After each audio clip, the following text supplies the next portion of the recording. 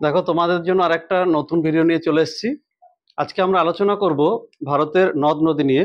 আমরা ভারতের নদ নদী নিয়ে দু তিনটে চ্যাপ্টার বানাবো আজকে। শুধুমাত্র ধরো 5, 6, 7, 8, 9, 10 যে ক্লাসই তোমরা পড়ো না কেন, তোমাদের দেখবে ভারতের নদ নদী বা ভারতের যে জলাশয় তাতে কিন্তু অনেক কোশ্চেন আছে পরীক্ষাতে। তো আজকে আমি শুধু ভারতের জল সম্পদটা নিয়ে আলোচনা করব। ভারতের জল সম্পদ। দেখো, জলসম্পদ আলোচনা করতে গেলে আগে জানতে হবে ভারতের জলসম্পদের প্রধান উৎসগুলো কি কি।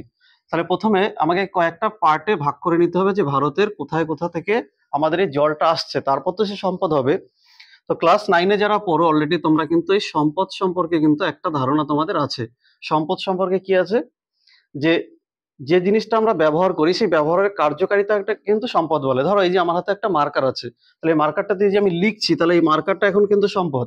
এটা যখন ব্যবহার করা হয়ে যাবে, যখন ফেলে দেবো, এটা কিন্তু সম্পদ নয়। ঠিক তেমনি ভারতে তো অনেক জায়গাতেই জল আছে, সমুদ্রে জল আছে, নদীতে জল আছে। তো কোন জলগুলো ভারতের জল সম্পদ হিসেবে বিবেচিত হয়? দেখো, প্রথমে ধরো নদ নদী। ভারত জানো নদীমাতৃক দেশ, যার জন্য ভারতে কিন্তু নদ নদীর সংখ্যা সব থেকে বেশি।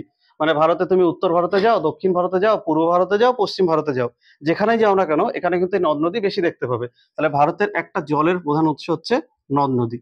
দ্বিতীয় একটা উৎস হচ্ছে হ্রদ অঞ্চল। হ্রদ অঞ্চল থেকেও কিন্তু প্রচুর পরিমাণে কিন্তু জল পাওয়া যায়। আর কি আছে? ছোট ছোট যে পুকুর বা জলাশয়গুলো থাকে, তাহলে পুকুরেও কিন্তু প্রচুর পরিমাণে জল পাওয়া যায়। আর কোথাতে জল পাওয়া যায়? আর বাকি যে জলাশয় থাকে, জলাভূমি বা জলাশয় বলে যেগুলোকে, আচ্ছা, আর কোথাতে জল পাওয়া যায়? আর কিন্তু সমুদ্রের পার্শ্ববর্তী এলাকাতেও কিন্তু কিছু জল পাওয়া যায়। আমি কেন সমুদ্রের পার্শ্ববর্তী লিখছি? দেখো, সমুদ্রের জল নোনতা জল, কিন্তু এখন বর্তমানে এই জলকে কিন্তু রিফাইন করেও কিন্তু কাজে লাগানো হচ্ছে। তাহলে দেখো, তাহলে আমাকে জল সম্পদ নিয়ে আলোচনা করতে গেলে আগে জানতে হবে ভারতের কোথায় কোথায় জল পাওয়া যায়। তাহলে ভারতের নদ নদীতে একটা জলের উৎস, হ্রদ অঞ্চল একটা জলের উৎস, পুকুর হচ্ছে একটা জলের উৎস, জলাশয় একটা জলের উৎস, আর সমুদ্রে একটা জলের উৎস। তাহলে এই গেল হচ্ছে আমাদের প্রধান প্রধান জলের উৎস। এবার হচ্ছে এই জল সম্পদটা আমরা কি কি কাজে লাগাই আমাদের, সেটা আবার দেখতে হবে। দেখো, তাহলে দেখো, আমরা এতক্ষণ ধরে জলের উৎসগুলো দেখলাম। তাহলে ভারতের সব থেকে কিন্তু এই নদ নদীর সংখ্যা কিন্তু বেশি। মানে আমরা যে জলগুলোর কথা বললাম ভারতের জল সম্পদ, তার মধ্যে সব থেকে বেশি, তার মানে কোথা থেকে আমরা জলের উৎস পাচ্ছি? নদ নদী। তাহলে দেখো, এই নদ নদী সত্যি ভারতের জনজীবনে কি সত্যি কি গুরুত্বপূর্ণ ভূমিকা পালন করে? মানে এই যে নদ নদীর কথা বলছি, এই নদ নদী ভারতের মানুষের জীবনে কি কি গুরুত্বপূর্ণ ভূমিকা পালন করে? যারা এই বছর রিসেন্টলি মাধ্যমিক পরীক্ষা দিচ্ছে বা ইউনিট টেস্ট গুলো দেবে, তোমাদের কিন্তু এখান থেকে একটা 3 নম্বরের কোশ্চেন আসলেও কিন্তু আসতে পারে যে ভারতের জনজীবনে নদ নদীর প্রভাব কি। বা যারা ছোট ক্লাসে পড়ো, 5, 6, 7-এ পড়ো, তোমাদেরও কিন্তু এখান থেকে কিন্তু ছোট ছোট কাট কাট কোশ্চেন আসে যে ভারতের জনজীবনে নদ নদীর ভূমিকা কি। তো দেখো, ভারতের ভূগোল কেন, তুমি ভারতে যদি ইতিহাসের পাতা উল্টাও, তাহলেও কিন্তু তুমি দেখতে পাবে যে নদ নদী কিন্তু সেই প্রাচীন কাল থেকে কিন্তু ভারতের একটা ভূমিকা পালন করে। কারণ ভারত কিন্তু নদীমাতৃক দেশ। নদীমাতৃক বলার কারণ কি? কারণ ভারতবর্ষে টোটাল যে জায়গাটা, যদি ভারতের উত্তর দিকে যাও দেখবে বরফ গলা জলে পুষ্ট নদী, ভারতে যদি দক্ষিণ দিকে যাও দেখবে বৃষ্টির জলে পুষ্ট নদী। তাহলে এই যে নদীর যে জল, এই জলকে কাজে লাগিয়ে কিন্তু ভারতবর্ষে এক এক করে ডেভেলপ হচ্ছে। আমি এক একটা করে পার্ট বলি। দেখো, ফার্স্ট হচ্ছে সভ্যতা। তুমি দেখো, ভারতে এই যে আমি সভ্যতাটা পয়েন্ট করলাম, সভ্যতাটা একটু এবার বোঝার চেষ্টা করো। ভারতে যে প্রাচীন সভ্যতা আছে, তোমরা জানো হরপ্পা সভ্যতা আছে, মহেঞ্জোদারো সভ্যতা আছে, মেসোপটেমিয়া সভ্যতা আছে, সিন্ধু সভ্যতা আছে। তো এই প্রত্যেকটা সভ্যতা কিন্তু দেখো, এই যে ভারতের যে নদ নদীগুলো, সিন্ধু নদীর পারে, গঙ্গা নদীর পারে, ব্রহ্মপুত্র নদীর পারে, তাহলে এই নদীর জলকে কাজে লাগিয়ে কিন্তু প্রাচীনকালের সভ্যতাগুলো গড়ে উঠতে পেরেছিল। সভ্যতা মিন্স মানে কি? সভ্যতা মানে হচ্ছে যেখানে নদীর পাড়ে মানুষ প্রথম বসবাসের স্থান হিসেবে জায়গা ঠিক করে নিয়েছিল। তাহলে এই নদীর পাড়ে কেন বসবাসের স্থান গড়ে উঠেছিল? দেখো, এই সভ্যতা গড়ে ওঠার পেছনে প্রথম দেখো তাদের কিন্তু একটা চাষবাসের সুবিধা আছে। দ্বিতীয় কি? দেখো, এখন তোমরা হয়তো টিউবওয়েল, সাবমার্শাল, কলের জল খাও, কিন্তু আগে কিন্তু সবাই নদী থেকে কিন্তু জল তুলে আনতো। তার মানে আমাদের যে প্রধান যে পানীয় জল, তাহলে সেই পানীয় জল কিন্তু আগেকার দিনে মানুষ কিন্তু নদীর জলকে কিন্তু পানীয় জল হিসেবে ব্যবহার করতো। আর কি ছিল? যাতায়াত ব্যবস্থা।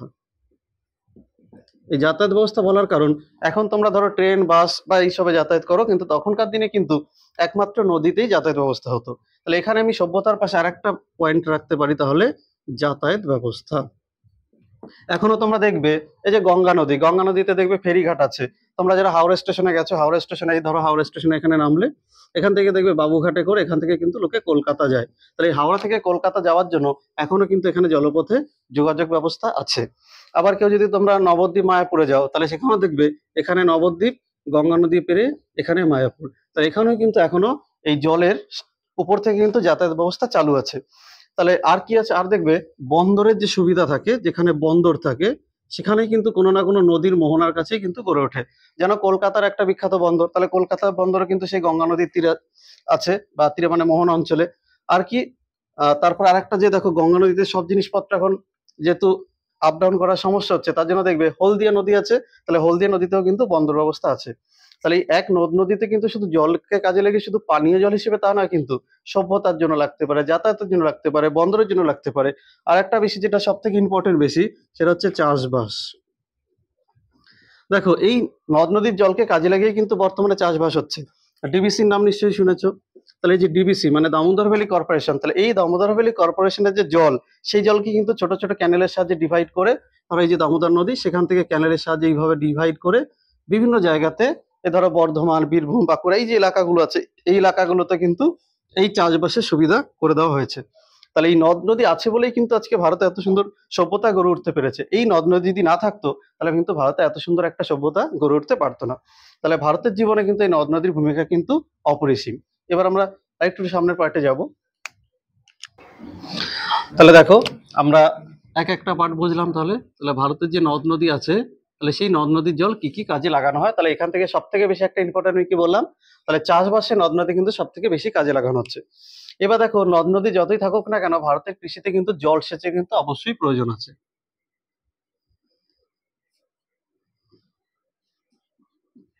দেখো তাহলে ভারতের কৃষিতে অবশ্যই জলসেচের প্রয়োজন আছে। তাহলে ভারতের কৃষিতে কেন জলসেচের প্রয়োজন আছে, এগুলো আমি এক একটা পয়েন্ট করে করে লিখছি, তারপর ডিটেলসে বলছি। দেখো প্রথম কথা হচ্ছে, আমরা ভারত হচ্ছে মৌসুমী জলবায়ুর দেশ, কিন্তু এই মৌসুমী জলবায়ুর একটা খামখেয়ালি আছে। আচ্ছা, খামখেয়ালি আমি কেন কথাটা বলছি, আমাদের ভারতবর্ষে মৌসুমী বায়ু মোটামুটি জুন, জুলাই, আগস্ট, সেপ্টেম্বর, এই 4টে মাস মোটামুটি থাকে।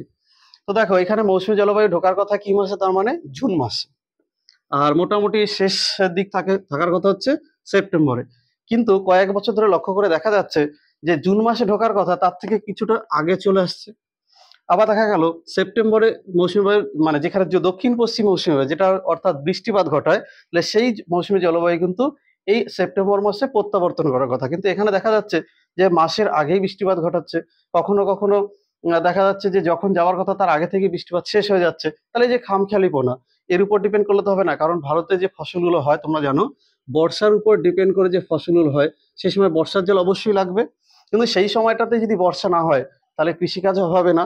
তখন চাষ করতে গেলে কিন্তু তখন জলসেচের প্রয়োজন হবে। তখন ওই খাল কেটে, পুকুর কেটে, বা নদীর সাহায্যে বা সাবমার্শালের সাহায্যে জল তুলে কিন্তু চাষবাস করতে হবে। তাহলে এটা গেল প্রথম পয়েন্ট, মৌসুমী বায়ুর খামখেয়ালিপনা।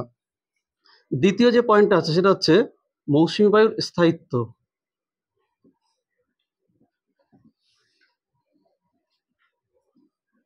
দেখো মৌসুমী বায়ুর স্থায়িত্ব বলার কারণ, এই যে আগে বললাম 1, 2, 3, 4 4 মাস থাকার কথা, কিন্তু এখানে দেখা গেল 4 মাস থাকলো না।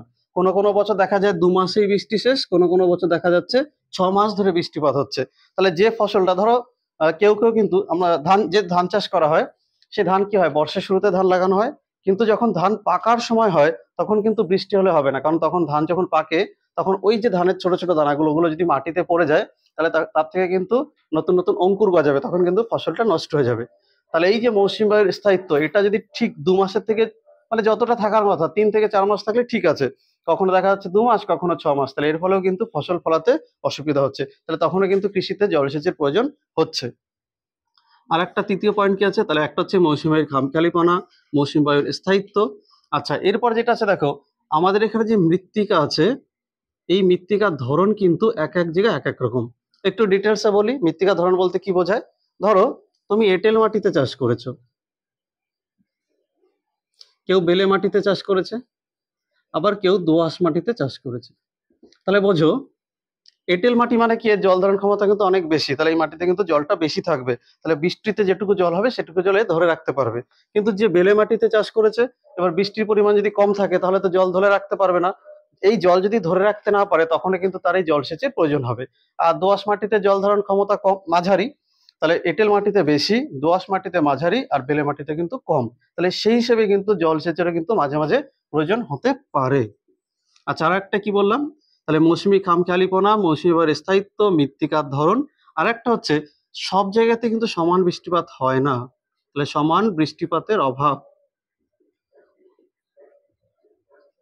সমান বৃষ্টিপাতের বলার অভাব কারণ দেখো, তোমরা জানো ভারতবর্ষে চেরাপুঞ্জি, তাহলে চেরাপুঞ্জিতে দেখো প্রায় 1200 থেকে 1300 সেন্টিমিটার বৃষ্টিপাত হয়, কিন্তু রাজস্থানে এমনও জায়গা আছে যেখানে 25 সেন্টিমিটারের কম বৃষ্টিপাত হয়।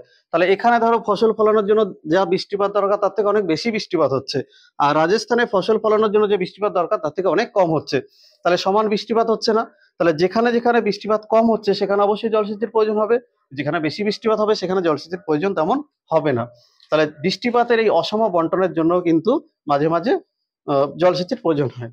আর একটা কি আছে, আর একটা হচ্ছে দেখো শীতকাল।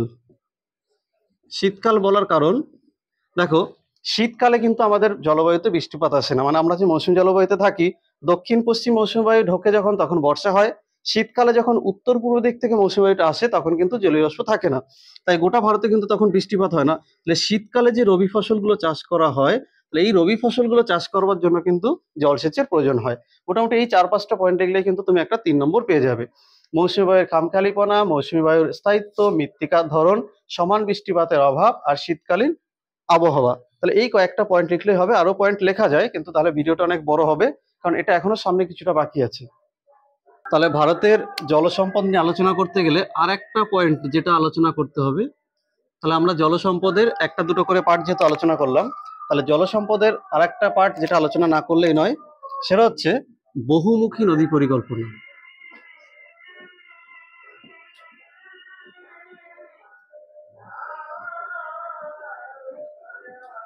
দেখো, তাহলে বহুমুখী নদী পরিকল্পনা জিনিসটা কি, তাহলে এটা হচ্ছে আমাদের এইবার আলোচনার বিষয়, কারণ এখান থেকেও কিন্তু একটা 3 নম্বরে কোশ্চেন আসলেও আসতে পারে। তাহলে অ্যাকচুয়ালি বহুমুখী নদী পরিকল্পনা কেন করা হয়, কি, এগুলো সবই জানবো।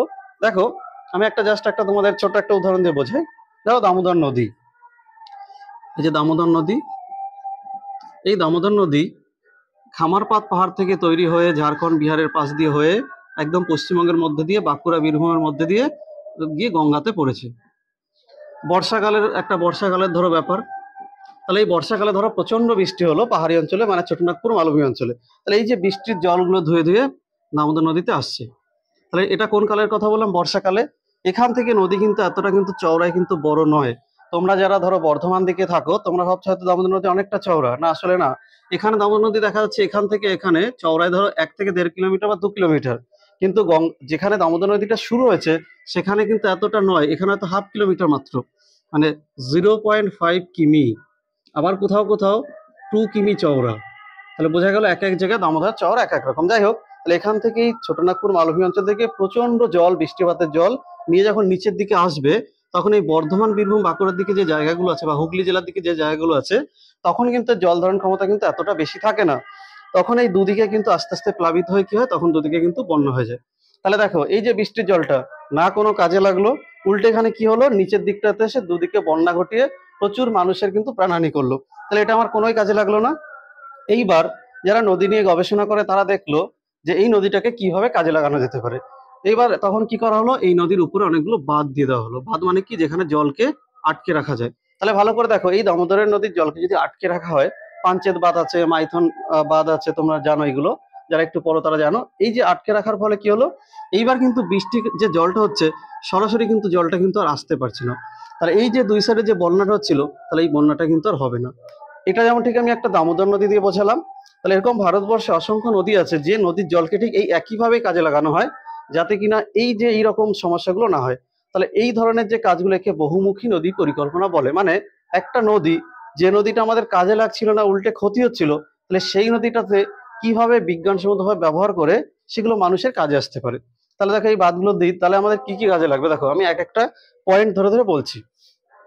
তাহলে ফার্স্ট পয়েন্ট দেখো, তাহলে আমাদের প্রথম হচ্ছে জল সংরক্ষণ হলো। কিভাবে জল সংরক্ষণ হলো? তাহলে বর্ষাকালে যে টোটাল জলটা নষ্ট হয়ে সমুদ্রে চলে যাচ্ছিল, সেই জলটা কিন্তু আর কিন্তু নষ্ট হয়ে যেতে পারছে না। যেমন আমি দামোদ দিয়ে বোঝালাম, পাঞ্চেত বাঁধ, মাইথন বাঁধ, মেসেঞ্জার বাঁধ, এই বাঁধে জলগুলো জমা হচ্ছে। ঠিক সেইভাবে যত নদী আছে সেই নদীতে এখন 3-4টে করে বাঁধ দেওয়া হচ্ছে। যেমন ভারতে ভাকরা নাঙ্গাল পরিকল্পনা, যখন আমি আরো ডিটেলস আলোচনা করবো তখন বলবো। তাহলে এই বাঁধগুলো দেওয়ার ফলে যে জলগুলো সরাসরি নষ্ট হয়ে যাচ্ছিল সেই জলগুলো কিন্তু আর নষ্ট হতে পারছে না। তাহলে এই জলগুলো এখন কি করা যাচ্ছে, অনেকটা সংরক্ষণ করে রাখা যাচ্ছে। এবার এর ফলে কি হচ্ছে দেখো, এটা কিন্তু বর্ষাকালে বললাম। এবার যখন শীতকাল এলো, তাহলে মৌসুমী জলবায়ুতে কিন্তু শীতকালে কোনো বৃষ্টিপাত হয় না। তাহলে শীতকালে এই জমানো জলগুলো অল্প অল্প করে যদি ছাড়া হয় নদীর সাহায্যে, বা পার্শ্ববর্তী এলাকাতে প্রচুর এরকম ক্যানেল তৈরি করা হয়েছে, তাহলে এই ক্যানেলের সাহায্যে যদি জলগুলো ছাড়া হয়, তাহলে এর পাশে যে চাষের জমিগুলো আছে, তাহলে শীতকালে কিন্তু চাষ করতে পারছে। তাহলে কি হলো, তাহলে চাষবাসের সুবিধা হলো। তাহলে আমার জল সংরক্ষণ হলো, চাষবাস হলো। এই যে যে ড্যামে জলগুলো সংরক্ষণ করে রাখা হচ্ছিল, এখানে চাইলে মাছ চাষ করা যেতে পারে। মাছ একটা মানুষের প্রধান যেহেতু খাদ্য, তাহলে এখানে কিন্তু আমাদের মাছের চাহিদা মেটাচ্ছে। আচ্ছা, আর আমাদের কি কাজে লাগছে?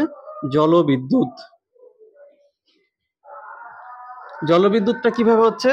যখন এই বাঁধ, এই যে বাঁধ আমি বললাম, ধরো এখানে একটা হয়তো বড় বাঁধ আছে, তাহলে এই বাঁধের থেকে যখন জলটা ছাড়া হবে, তখন ড্যামে তো প্রচুর স্পিডে জলটা নিচের দিকে নামবে।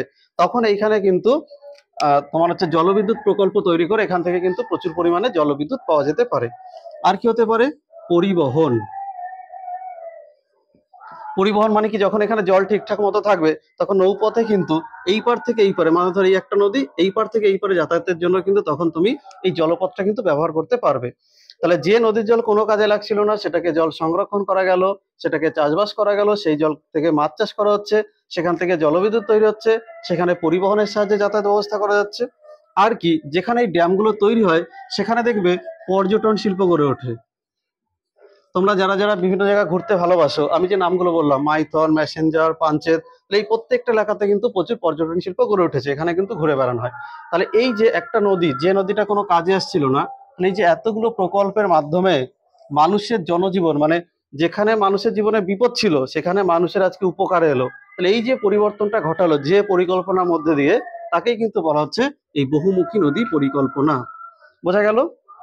আচ্ছা, এইবার দেখো এই বহুমুখী নদী পরিকল্পনার কয়েকটা গুরুত্বপূর্ণ, যেমন আমি ডিবিসি বললাম, এটা যেহেতু আমরা ডিবিসি যেহেতু দামোদরের কাছাকাছি থাকি, তাই ডিবিসিটা আমাদের কাছে জানা আছে। ভাকরা নাঙ্গাল আছে, হীরাকুদ আছে, এরকম অনেক বাঁধ কিন্তু আছে। দেখো, তাহলে আমরা যে জলসম্পদ নিয়ে আলোচনা করলাম এতক্ষণ ধরে, এই জলসম্পদ আজকে কিন্তু প্রায় ধ্বংসের মুখে। মানে যে ভারতের যে জল, দেখো বেশিরভাগটা তো সমুদ্রের জল, আর বাকিটা কিছু পরিমাণে জল যেগুলো আমাদের ব্যবহারযোগ্য, তাহলে সেই জল কিন্তু আজকে বিপদের মুখে। তাহলে এই যে জল দূষণ মানুষ দীর্ঘদিন ধরে করে যাচ্ছে, তাহলে এই জল দূষণের পরে কি কি ক্ষতি হতে পারে? দেখো, ফার্স্ট যে ক্ষতি হতে পারে, মারণ ব্যাধি।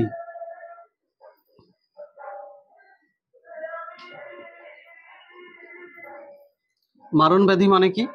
যদি জলের মধ্যে বিষাক্ত কিছু মিশে যায়, তাহলে সেখান থেকে কিন্তু এমন দূষণ হতে পারে যেটার ফলে কিন্তু আমাদের মৃত্যু পর্যন্ত হতে পারে।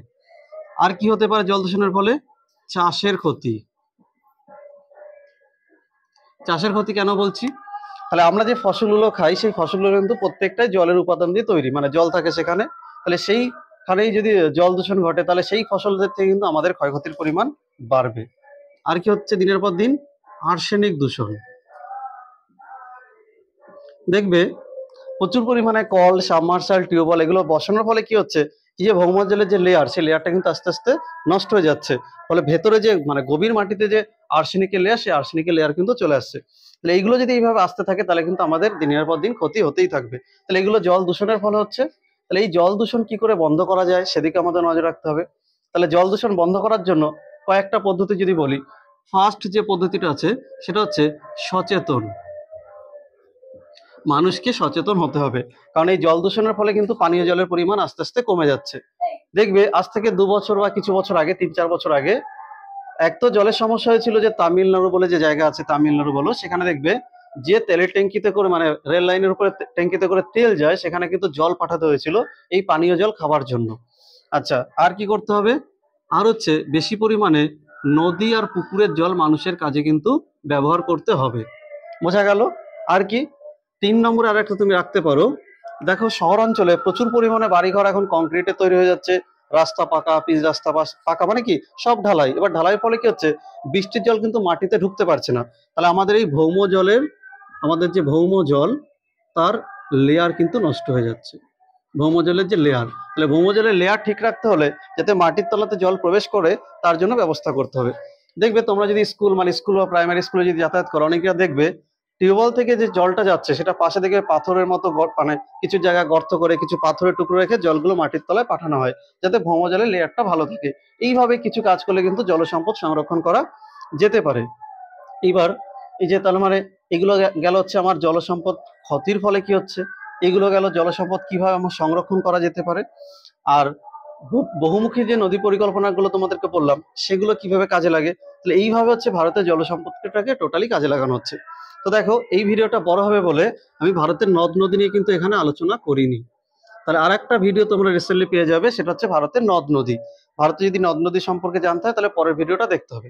আর আরেকটা সব থেকে বড় কথা, যারা তোমরা এই ভিডিওগুলো পরপর দেখছো তোমাদেরকে বলবো এই চ্যানেলটা এখনো যারা লাইক করোনি তারা লাইক করে রাখো, বা যারা এখনো সাবস্ক্রাইব করোনি তারা সাবস্ক্রাইব করে রাখো। কারণ তোমাদের এই ধরনের ভিডিও মানে ভারতের ভূগোলের সম্পদ বলো, নদ নদী বলো, হ্রদ বলো, পুকুর বলো, ভারতের A to Z ডিটেলস সবকিছু ভিডিওতে পেয়ে যাবে। কিন্তু তোমাদেরকে একটু সাপোর্ট করতে হবে, তোমরা যত সাপোর্ট করবে ততই ভিডিওগুলো কিন্তু বেশি তোমরা পাবে, বা আমাদেরও করতে কিন্তু ভালো লাগবে। যাই হোক, নেক্সট ভিডিওতে তোমাদের সাথে দেখা হবে।